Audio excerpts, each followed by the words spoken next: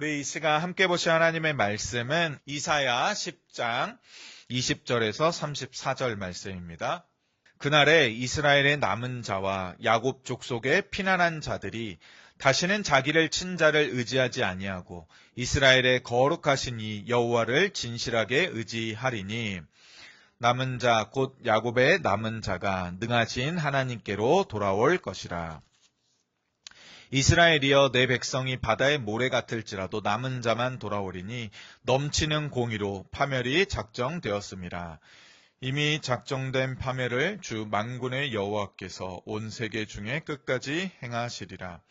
그러므로 주 만군의 여호와께서 이르시되 시온에 거주하는 내 백성들아 아수르가 애굽이 한 것처럼 막대기로 너를 때리며 몽둥이를 들어 너를 칠지라도 그를 두려워하지 말라. 내가 오래지 아니하여 내게는 분을 그치고 그들은 내 진노로 멸하리라 하시도다. 만군의 여호와께서 채찍을 들어 그를 치시되 오래 바위에서 미디안을 쳐 죽이신 것 같이 하실 것이며 막대기를 드시되 바다를 향하여 애굽에서 하신 것 같이 하실 것이라. 그날에 그의 무거운 짐이 내 어깨에서 떠나고 그의 멍에가 내 목에서 벗어지되 기름진 까닭에 멍에가 부러지리라. 그가 아얏에 이르러 미그론을 지나 믹마스에 그의 장비를 두고 산을 넘어 게바에서 유숙함에 나만은 떨고 사울의 기브아는 도망하도다. 딸 갈리마 큰 소리로 외칠지어다. 라이사야 자세히 들을지어다. 가련하다 너 아나도시여. 만메나는 피난하며 갯밑 주민은 도망하도다. 아직 이날에 그가 노베서 쉬고 딸 시온산 곧 예루살렘 산을 향하여 그 손을 흔들리로다. 보라 주 만군의 여호와께서 혁혁한 위력으로 그 가지를 꺾으시리니 그 장대한 자가 찍힐 것이요 그 높은 자가 낮아질 것이며 함께 있습니다. 쇠로 그 빽빽한 숲을 베시리니 레바논이 권능 있는 자에게 배임을 당하리라. 아멘. 아멘. 네, 선지서는 원래 좀 어렵죠. 읽는데도 그 내용이 하나님의 분노의 이 진노의 형벌이 쏟아지기 때문에 그 내용도 좀 감당하기 힘들고, 이스라엘이 유대인들이 왜 이렇게 하나님을 엉망으로 믿었을까? 이런 생각하면서 또 읽을 때 그러한 또 부담감도 있고, 그 내용 자체가 또 여러 가지 복잡하게 얽혀 있고, 옛날 지명들이 많이 나오다 보니까, 옛날 이름들이 많이 나오다 보니까 더 어려운 부분도 있습니다. 근데 오늘 다룰 내용들은 아주 조금은 우리한테 좀 편안한 주제이거든요. 그래서 오늘을 나눌 것은 20절에서 23절을 주되게 해서 남은 자, 이스라엘의 남은 자와 야곱 족속의 피난한 자들에 대해서 좀 다루려고 합니다. 그래서 설교 제목이 지난주에는 이제 이사야서 5장을 가지고 화 있는 자들아, 이렇게 이스라엘 사람들 중에 화 있는 자들에 대해서, 네부리의 사람들에 대해서 나눴고, 오늘은 그거에 좀 맞췄습니다. 그냥 제목을. 원래는 남은 자들의 회복인데, 남은 자들아, 이렇게 좀 하나님께서 좀 자애롭게 이들을 부르시는 장면으로 좀 한번 꾸며봤습니다. 그래서 남은 자가 능하신 하나님께로 돌아오는 오늘 본문의 내용을 같이 좀 살펴보고자 합니다. 남은 자 사상, 남은 자는 이제 하나의 이제 유대교적인 사상으로 발전해서 이제 신약까지 이어오게 되고, 신약 이후에도 이제 이게 계속 발전하게 돼서 남은 자 사상이 지금도 여전히 기독교 내에서 또 한국 교회 내에서도 이러한 사상이 있죠. 남은 자 사상은 근데 사실 우리 기독교보다도 유대교에서 더 유명하죠. 그들은 지금도 여전히 남은 자 사상을 아주 탐독하는 사람들이 우리보다 더 많을 겁니다. 이사야서에서 등장하는 이 남은 자, 그래서 이 남은 자 사상은 이후로 예레미야 선지자뿐만 아니라 소선지서에서도 아주 주요한 사상 중 하나로 많이 거론됩니다. 그래서 성경을 검색해 보면 뭐 남은 자, 꼭 이 이사야가 지금 말하고 있는, 오늘 본문이 말하고 있는 남은 자가 아닌 그냥 글자만 똑같은 남은 자도 있지만, 이 남은 자라는 사상, 즉 믿는 자들 중에서 이 심판을 빠져나온 남은 자 이 사상은 아주 기독교에 있어서 또 유대교에 있어서 성경에 있어서도 큰 맥을 구성하고 있는 아주 주요한 사상 중에 하나죠. 또한 이사야 선지자는 이미 6장에서, 우리가 살펴보진 않았지만 우리가 너무나 잘 알고 있는 6장에서 그루터기의 비유를 들어서 이 남은 자에 대해서 설명하거든요. 그래서 이사야서 6장을 좀 지금 펼쳐보시면 바로 뭐 조금 앞에 있으니까요. 이사야서 6장 13절을 한번 보시면 우리 같이 읽겠습니다. 이사야서 6장 13절입니다. 시작. 그 중에 10분의 1이 아직 남아있을지라도 이것도 황폐하게 될 것이나 밤나무와 상수리 나무가 배임을 당하여도 그 구루터기는 남아있는 것 같이 거룩한 씨가 이 땅의 구루터기니라 하시더라. 그래서 이 남은 자 사상이 이미 6장에서 이렇게 밤나무와 상수리 나무가 배임을 당하여도 그 그루터기째 뽑히진 않고 그 그루터기가 남아있는 것 같이 이 땅에 거룩한 씨가 남은 자다. 뭐 이렇게 연결되거든요.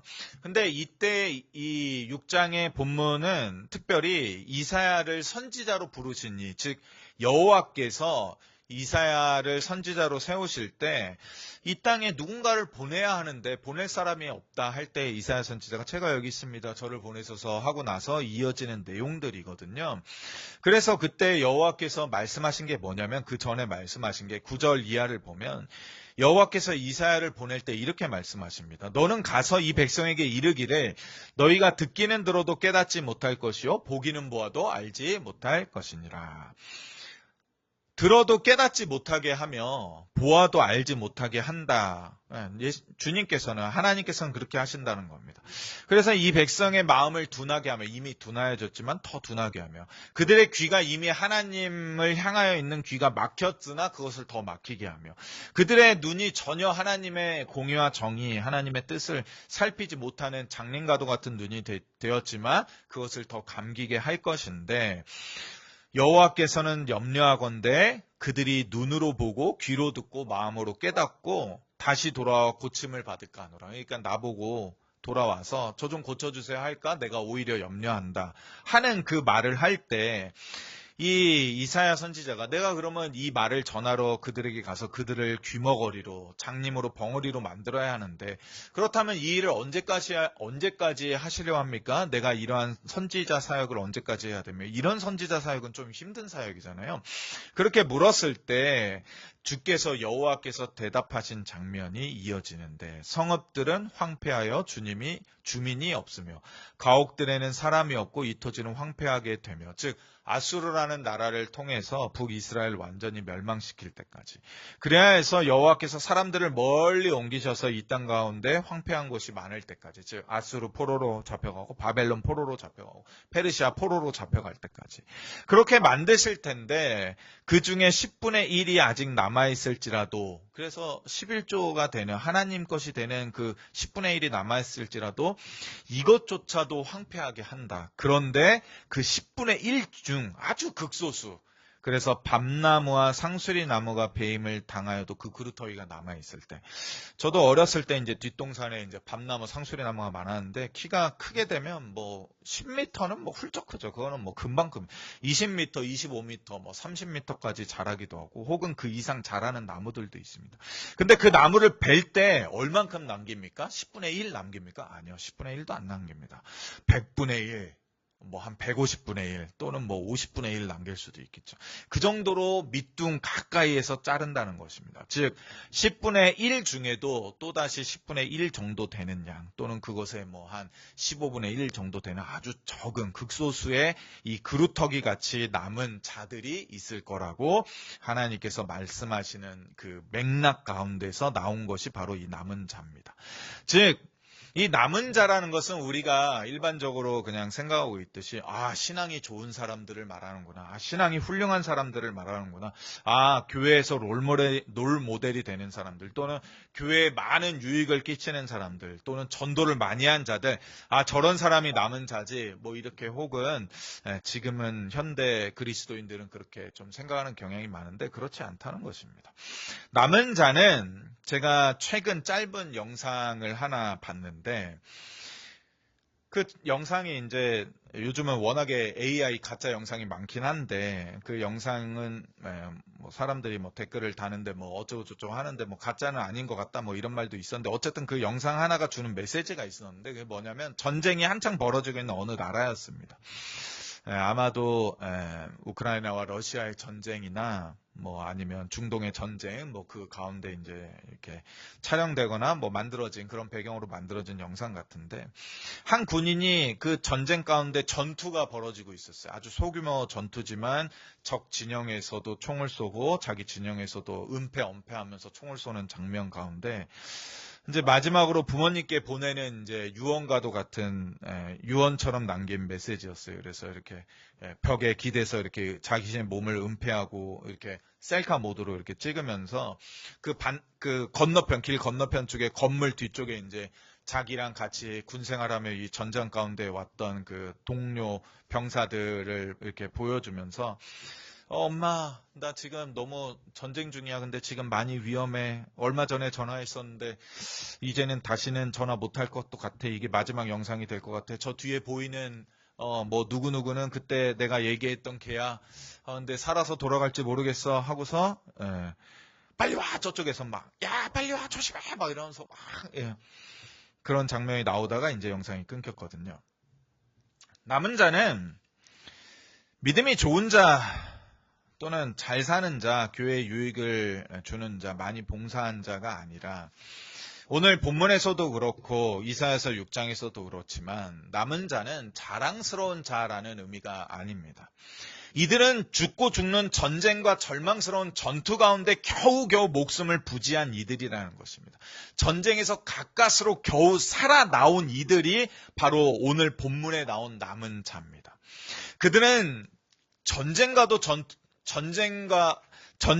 전투에 휩쓸려 거의 죽을 뻔하였던 자들이라는 것입니다. 그래서 오늘 본문으로 10장으로 다시 돌아오시면 여기에 뭐라고 되어 있습니까? 그날에 이스라엘의 남은 자와 야곱 족속의 피난한 자들이라고 나와 있는 것입니다. 그래서 많은 주석가와 해석가들도 지금 이 남은 자는 전쟁 가운데 겨우 살아나온 자들을 의미하는 것이다라고 말하고 있는 것입니다. 이단들이 뭐 우리 지금 8층에 있는 신천지도 자신들에 대해서 스스로 우리가 진짜 남은 자다. 우리가 14만 4천이다. 우리가 남은 자다. 우리가 진짜다. 막 이러면서 막 잘난 척하고 막 자랑스럽게 여기잖아요. 이것은 사실 이단들이 남은 자에 대한 남은 자 사상에 대한 이해가 부족하기 때문이죠. 잘못된 것이기 때문입니다.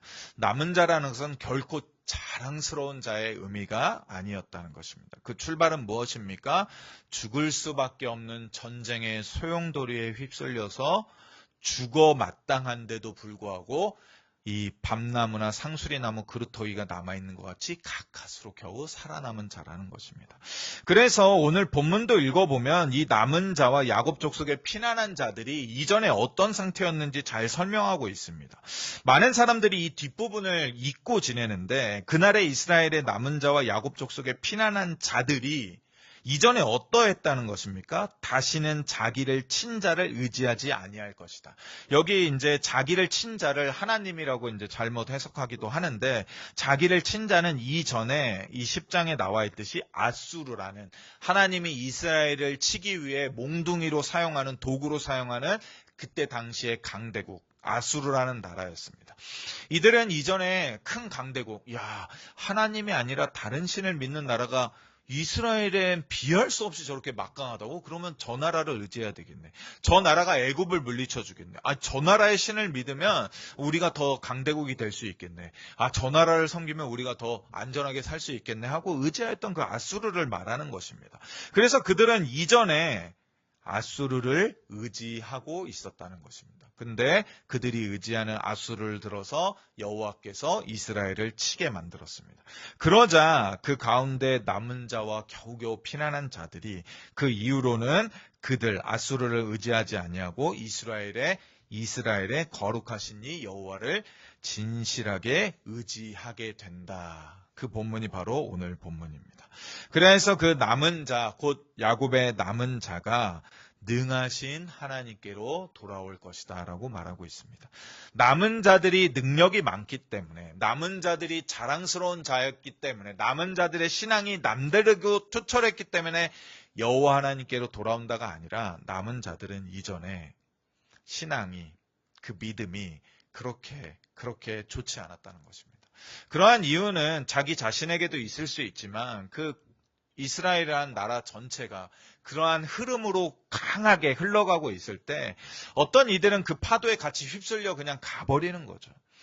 저렇게 믿으면 안 될 것 같은데, 저런 신앙 안 될 것 같은데 하면서도 이 세속의 물결에 제대로 저항하지 못하고 그 큰 물결을 거스르지 못한 채 그냥 흘러가기 때문에 그러한 삶을 살아왔던 자들 중에서도 하나님께서 남겨두신 일부, 즉 그들의 행위로 선택받은 게 아니라 하나님의 남겨두심으로 인하여서 겨우겨우 남은 자가 바로 남은 자 사상의 남은 자라는 것입니다. 그러니 우리가 좀 이해가 되죠. 남은 자라는 것이 저 전쟁에서 겨우 살아남았어요. 다 죽고 나 혼자 왔어요. 나 혼자 살아남았어요. 울면서 그렇게 다시 본 진영에 돌아오거나 자기 고향에 돌아가는 자가 바로 남은 자라는 것입니다. 승리한 자로 정말로 위풍당당하게 모든 전쟁에서 이겨서 승리를 거머져서 그러나 부상을 조금 입고 그렇게 금이 환영하는 자의 모습이 아니라 모든 거를 다 잃고 총도 뺏기고 군복조차도 다 찢어져서 뭐 아무것도 가진 것 없이 그냥 다 잃어버린 채 막 쩔뚝쩔뚝거리면서 허겁지겁 자기의 고향으로 돌아온 자들의 모습이 바로 오늘 성경이 말하는 남은 자입니다. 그런데 그곳에 누가 있는 겁니까?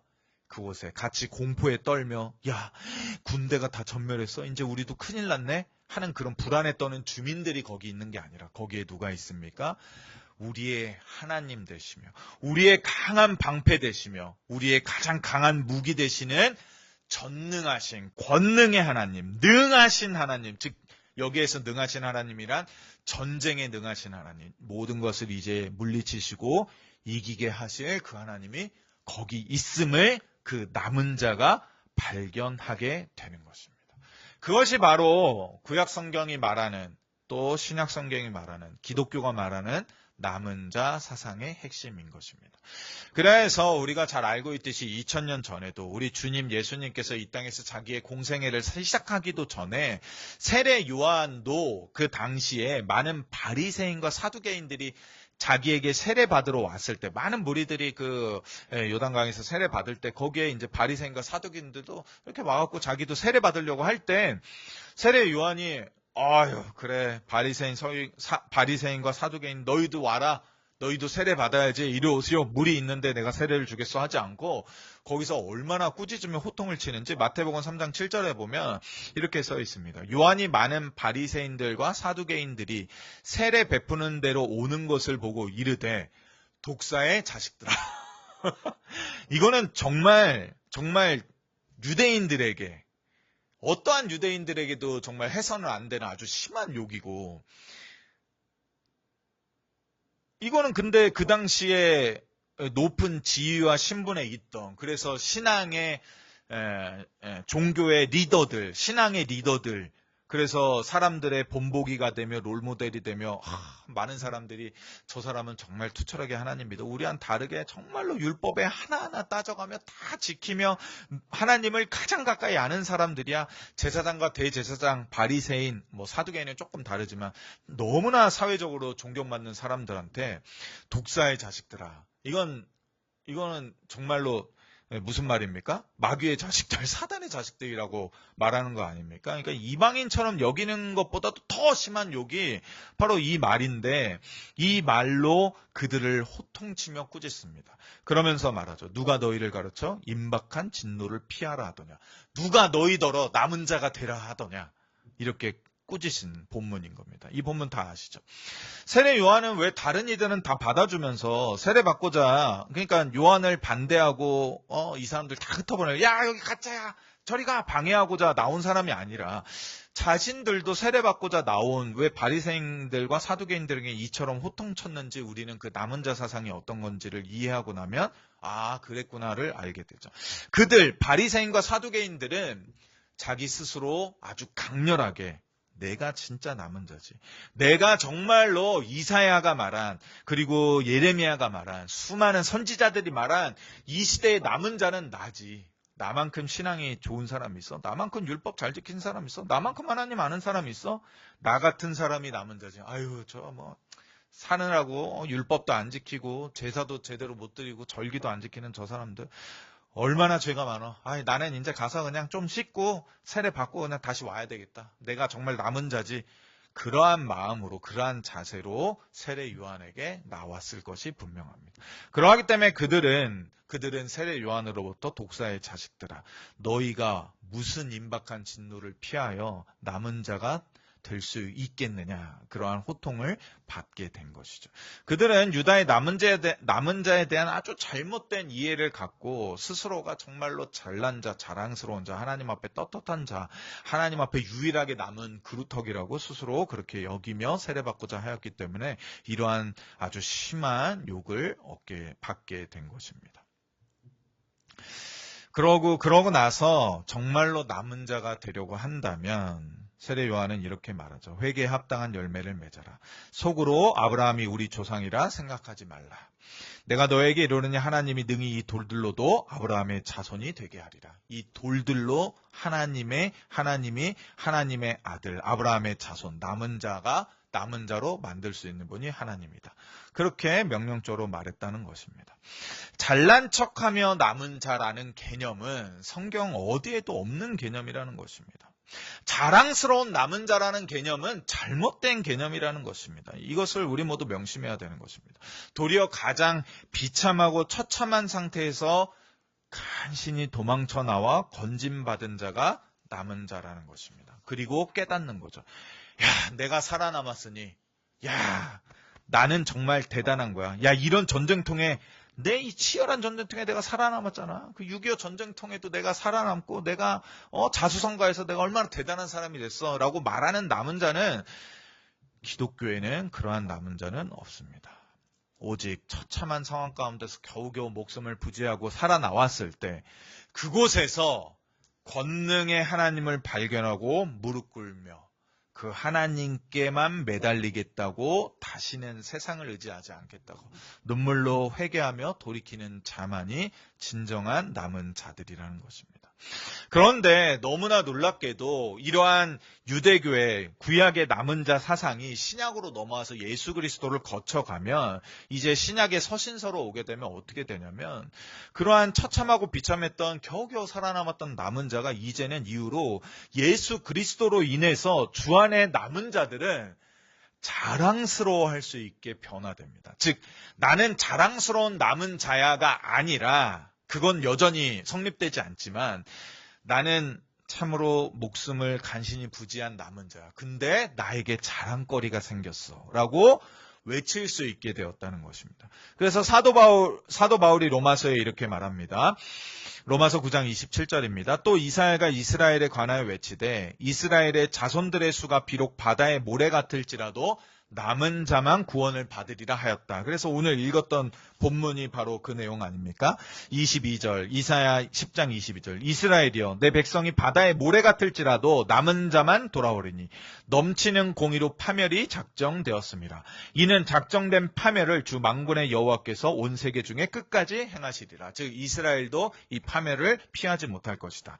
그런데 11장에 넘어오면 로마서 11장에 넘어오면 그런즉 이와 같이 지금도 은혜로 택하심을 따라 남은 자가 있느니라 라고 말하면서 이사야 시대뿐만 아니라 지금 시대에도 신약 시대에도 또 21세기에도 은혜로 택하심을 따라 남은 우리가 있다고 말합니다. 그리고 나서 그런즉 어떠하냐 이스라엘이 구하는 그것을 얻지 못하고 오직 택하심을 입은 자가 얻었고 그 남은 자들은 우둔하여졌느니라. 즉 택하심을 입은 우리가 진정 남은 자고 택하심을 입지 못한 자들은 어둔하여졌다라고 말하는 것입니다. 그리고 나서 그 남은 자들이 요한계시록에 이르러서 이 남은 자들은 다만 전쟁통에 마치 패배한 군인이 아니라 이제로부터 있게 될 지금도 여전히 계속 진행되어 온 영적 전쟁의 군사임이 밝혀지는데 그 내용이 요한계시록 12장 17절이죠. 제가 읽어드리겠습니다. 용이 여자에게 분노하여 돌아가서 그 여자의 남은 자손 곧 하나님의 계명을 지키며 예수의 증거를 가진 자들, 즉 우리 아닙니까? 은혜로 택하심을 받아 이 땅에 남은 자가 된 하나님의 계명을 지키며 예수의 증거를 가진 우리와 더불어 싸우려고 바다 모래 위에 서 있더라.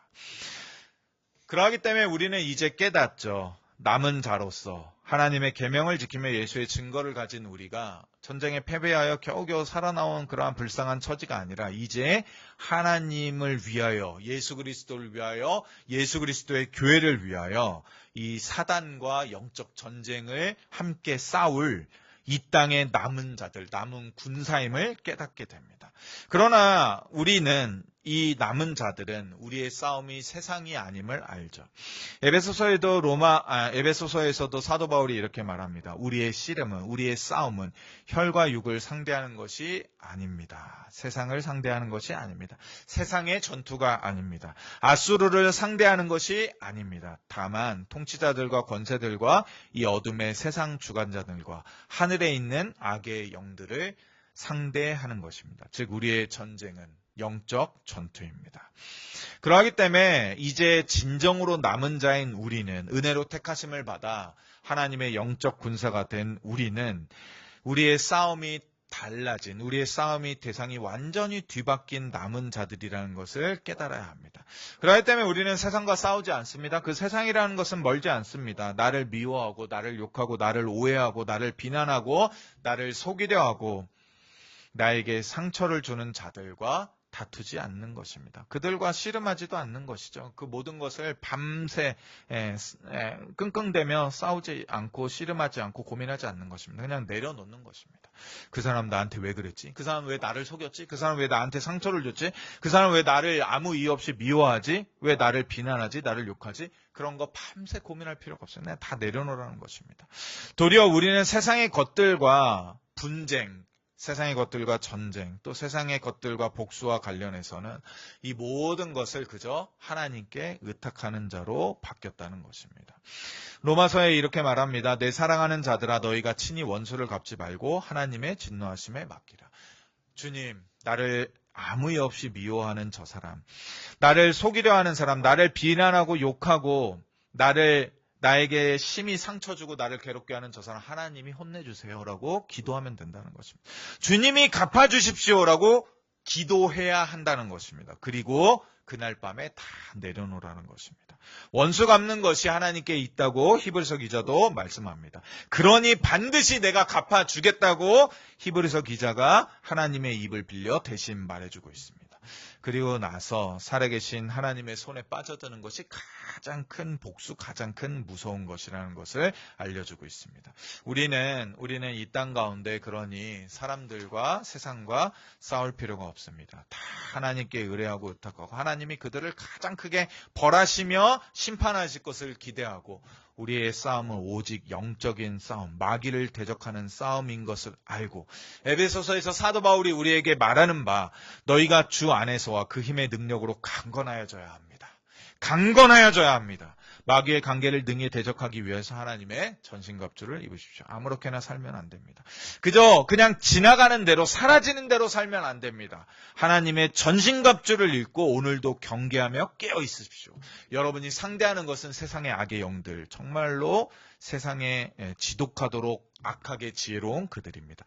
그러니 이 약한 날에 살아남기 위하여서 진리로 허리띠를 띠십시오. 의의 호신경을 붙이십시오. 평안의 복음이 준비한 것으로 항상 신을 신으십시오.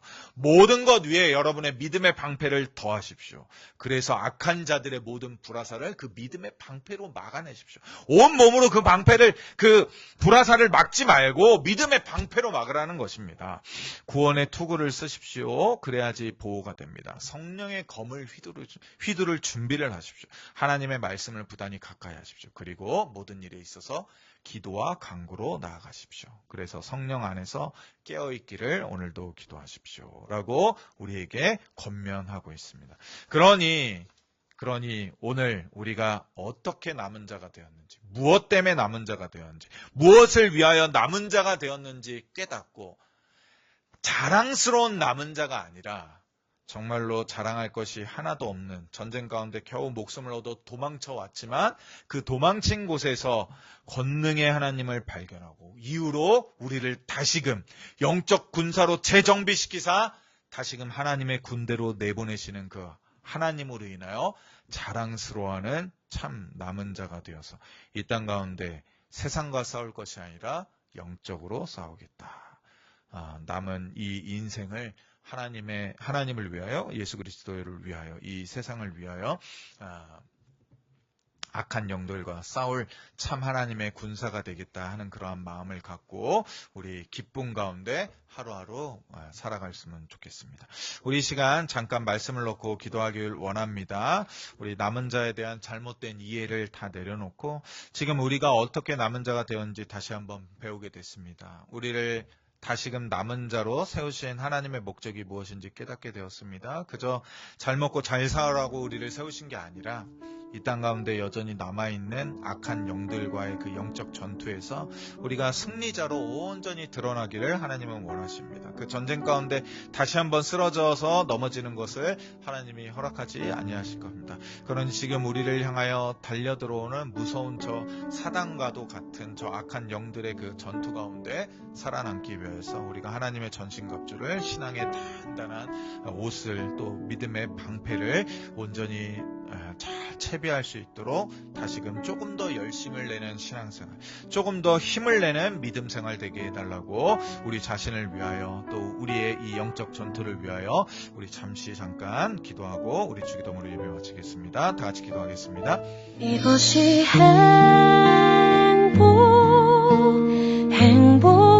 행복이라고 세상은 알 수 없는 하나님 선물, 이것이